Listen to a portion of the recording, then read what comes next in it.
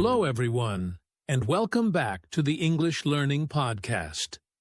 I'm Jason, your host. Thank you for joining us today. In this episode, we're going to talk about something very important for all English learners: how to speak without pausing. Hi, friends. I'm Julia, your co-host. We're so happy you're here. If you ever feel nervous when speaking English, or if you stop and pause a lot while you're trying to find the right words, don't worry, you're not alone. Many learners feel the same way. That's right. Even confident English speakers sometimes pause too much. But today, we'll share easy and practical tips to help you speak more smoothly, with fewer pauses, and sound more natural. We'll also do a small practice activity at the end so you can try it yourself. By the end of this episode, you'll know simple steps you can start using today to speak with more flow and confidence. So get comfortable, relax, and let's start learning how to speak English without pausing. All right, Julia, before we jump into the tips, let's first talk about why people pause so much when they speak English. Why does this happen to so many learners? That's a great question, Jason. There are a few big reasons. The first one is lack of vocabulary. When learners don't know the exact word they want to use, they stop and think, and that creates a pause. Yes, I've seen that a lot with my students. They're in the middle of a sentence, and suddenly their mind goes blank because they can't remember the word. Exactly. Another reason is translating from your first language. Many learners think in their native language first, then try to translate into English. This takes time, and while they're translating, they pause. That's a very common habit. And I guess the third reason is nervousness, or lack of confidence, right? Yes. When people feel nervous, they worry about mistakes or about their pronunciation. This worry slows them down. Their brain is busy with fear instead of focusing on the message, so they pause more. So, to sum up, the three main reasons are not knowing the right word, thinking in your native language, and feeling nervous or shy. That's right. The good news is that all of these reasons can be improved with practice. In this episode, we're going to show our listeners some easy steps to fix them. Perfect. So let's move to our first step: how to think before you speak and plan your ideas quickly. Okay, Julia, now let's move to our first step: thinking before you speak. A lot of people just start talking and then get stuck. Why is quick planning so helpful? Because when you take a second to plan, your brain already knows the main words you'll use. You don't need to make every sentence perfect in your head. You just need the idea. This makes your speaking smoother and helps you avoid long pauses. That's interesting. So listeners, before you start speaking, try to quickly ask yourself, what is my main point? Or, what do I want to say first? This can take just 1 or 2 seconds. Exactly. For example, if someone asks, "What did you do yesterday?" don't try to build a long, perfect answer. In your mind, think, "Yesterday. Went to park. Met friend." Then speak. "Yesterday I went to the park and met a friend." It's simple, but it flows. I love that. So you're saying focus on keywords in your head, then speak naturally. Yes, this is called keyword planning. You only plan the key ideas, not every single word. This makes your brain faster and reduces pauses. And it also helps your confidence because you feel more ready. Absolutely. Another small tip is to breathe before you speak. Take a quick breath, think of your keywords, then go. It calms your nerves and organizes your thoughts. Great advice. So listeners, before your next conversation, take 1 second to plan your idea with keywords. It's a small habit, but it can make a big difference in how smoothly you speak. Exactly. And once you do this often, it becomes automatic and you'll pause less and less. Perfect. Now let's move to our next step: how to use fillers and linking words naturally to keep your speech flowing. All right, Julia, now let's talk about our second step using fillers and linking words naturally. Some people think fillers are bad, but actually they can be very helpful, right? Yes, Jason. In English, native speakers often use small words or sounds to keep talking while they think. We call these fillers. They don't add big meaning, but they help your speech sound smooth. Could you give some examples? Sure. Some common fillers are, actually, and let me think. For example, yesterday I went to the park. It was very sunny. This keeps the flow instead of silence. That sounds very natural. So instead of pausing completely, you fill the space with one of these small words while your brain catches up. Exactly. But remember, don't use too many. Just one or two is enough. If you say every 2 seconds, it can sound strange. Right. Moderation is key. And you also mentioned linking words. Yes. Linking words, or connectors, join your ideas together. They're things like first, then, because, and also, but, for example, and in the end. They help you move from one idea to the next smoothly, so you don't stop between sentences. Can you give a quick example with linking words? Sure. First, I woke up early. Then I went for a run. After that, I had breakfast. Finally, I went to work. No big pauses, just smooth flow. Nice! So, to our listeners, practice using a few fillers and linking words. It's like a bridge between your thoughts. Exactly. These small tools give your brain a moment to think while still sounding natural and confident. Great. Now that we know how to use fillers and connectors, let's move to the next step, practicing short sentences first to build fluency. Okay, Julia, now let's move on to our third step, practicing short sentences first. Many learners want to sound advanced, so they try to make long sentences right away. But this can actually create more pauses, right? Exactly, Jason. When you try to build long, complex sentences, your brain needs more time to find the right words. This often causes you to stop in the middle. Short sentences are much easier to manage and help you speak more smoothly. So, for beginners, it's totally okay to keep sentences simple. For example, instead of saying, "Yesterday, even though I was very tired, I decided to go to the supermarket with my friend because we needed to buy some food," you can break it into smaller parts. Yes, you can say, "Yesterday I was tired, but I went to the supermarket with my friend. We needed to buy food."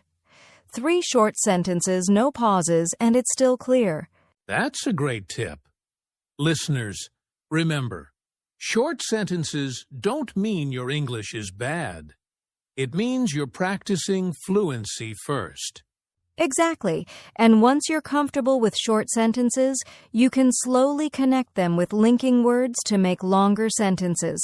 But start small. So maybe learners can practice by describing their day in 5 or 6 short sentences, like I woke up early, I had coffee, I went to class, I met my friend. This builds confidence. Yes. Doing this every day will train your brain to speak quickly and clearly. Over time, your sentences will naturally get longer and you'll have fewer pauses. Great advice. So listeners, start with short sentences today. It's a simple step, but it's powerful for your fluency. Absolutely. And speaking of powerful steps, let's go to our next one, learning common phrases and expressions to keep talking naturally. All right, Julia.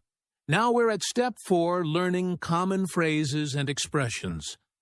Why is this so important for speaking without pausing?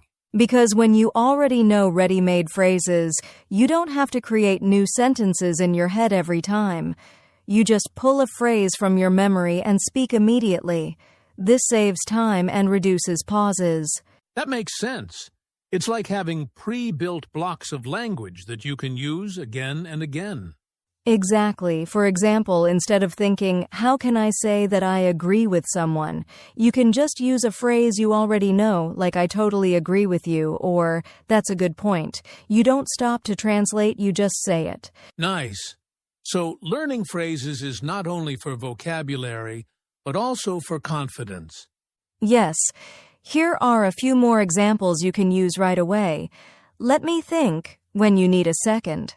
That's interesting, to keep the conversation going. By the way, to change the topic smoothly, in my opinion, to share your view. I like those. And listeners, you don't need to memorize hundreds at once. Start with 5 or 10 that you use often, and practice them until they come naturally. Right. You can even write them on small cards or on your phone and look at them during the day. The more you repeat them, the faster you'll speak without stopping. So to sum up, memorize some common phrases, practice them, and soon you'll be able to speak more quickly and naturally. Exactly. And when you combine these phrases with short sentences and linking words, your speech will flow much better. Great.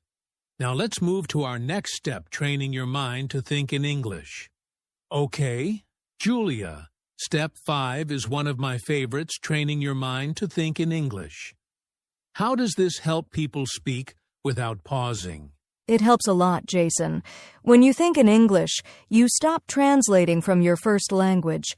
That means your words come out faster, and you don't have to pause to find the English version in your head. So basically, thinking in English is like removing the middle step. You go straight from idea to English words. Exactly. One easy way to start is to do small inner dialogues. For example, while you're cooking, think in English, I'm cutting the onion. Now I'm adding salt. Now I'm stirring. These small thoughts train your brain every day.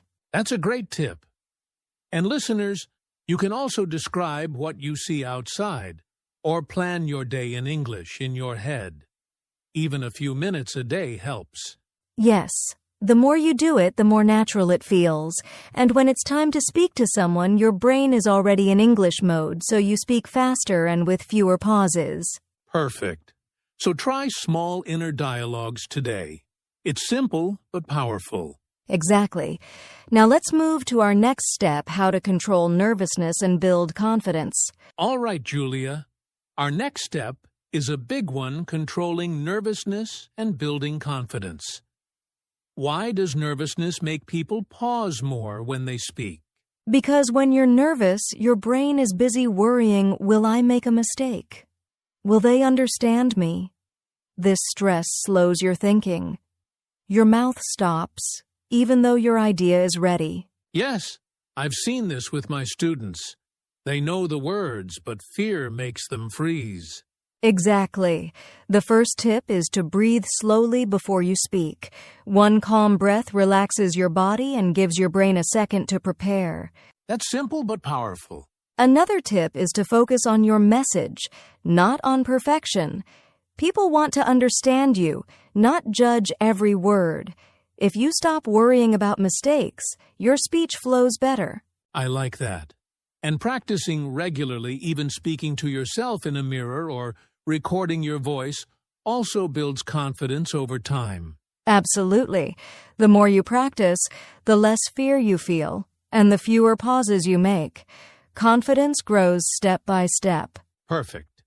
So, listeners, try breathing before speaking, focus on your message, and practice daily. Soon you'll feel calmer and speak more smoothly. Exactly. And now, Jason, maybe we should talk about the common mistakes learners make when trying to speak without pausing. Okay, Julia. Now let's help our listeners avoid some traps. What are the common mistakes people make when they try to speak without pausing? Good question, Jason. The first mistake is speaking too fast. Many learners think, if I speak fast, I'll sound fluent. But speaking too fast can make you nervous and cause more mistakes. It's better to speak at a natural speed. That's true. Fluency doesn't mean speed, it means flow. Exactly. Another mistake is using too many fillers. Fillers are helpful, but if you say you know all the time, it sounds unnatural. Right. A few fillers help, but too many are distracting. The third mistake is forgetting to breathe and think. Some learners panic and keep talking without planning, and then they get stuck. Taking a small pause to breathe is okay. It's better than freezing. Yes, a short, calm pause is different from a nervous, long pause. Exactly. And the last mistake is trying to be perfect. When you focus too much on perfect grammar or big words, you stop your flow. It's better to be simple and clear. I love that advice.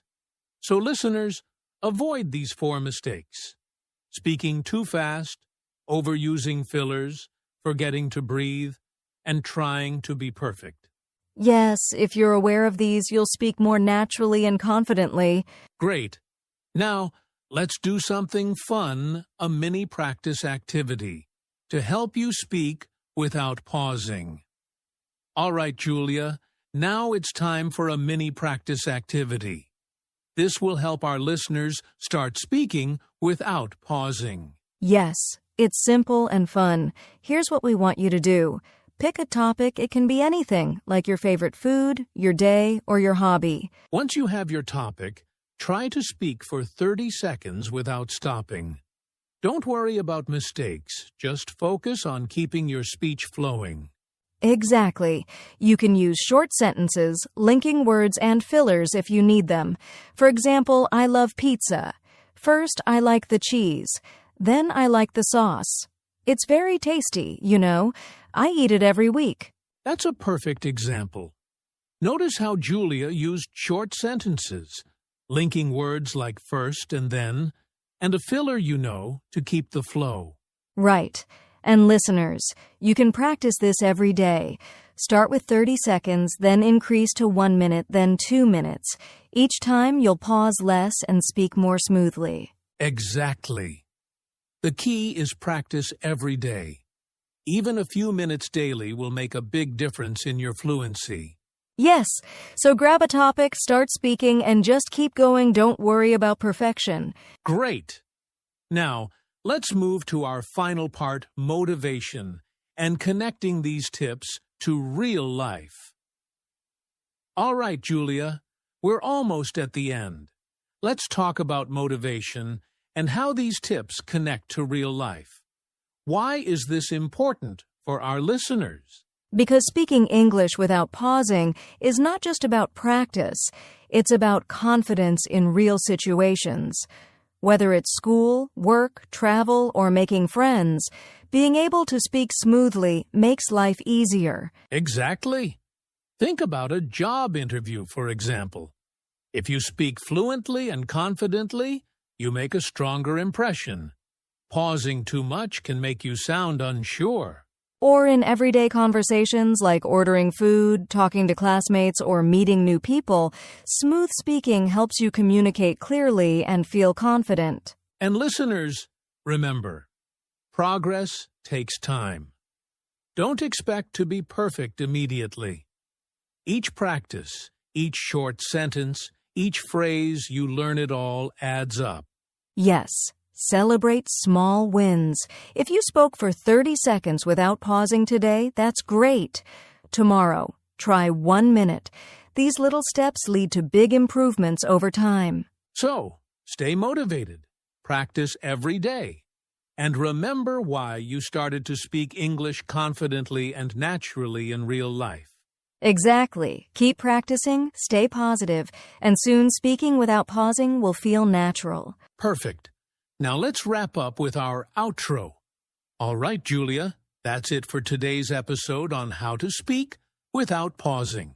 Yes, we hope our tips and the mini practice activity help you speak English more smoothly and confidently. Remember, it takes daily practice, short sentences, common phrases, thinking in English, and staying calm. Small steps every day lead to big improvements. Absolutely. And listeners, if you enjoyed this episode, don't forget to subscribe, leave a like, and share it with your friends who are learning English. Thank you so much for joining us today. Keep practicing, stay motivated, and we'll see you in the next episode of the English Learning Podcast. Bye, everyone. Keep speaking and have fun with English.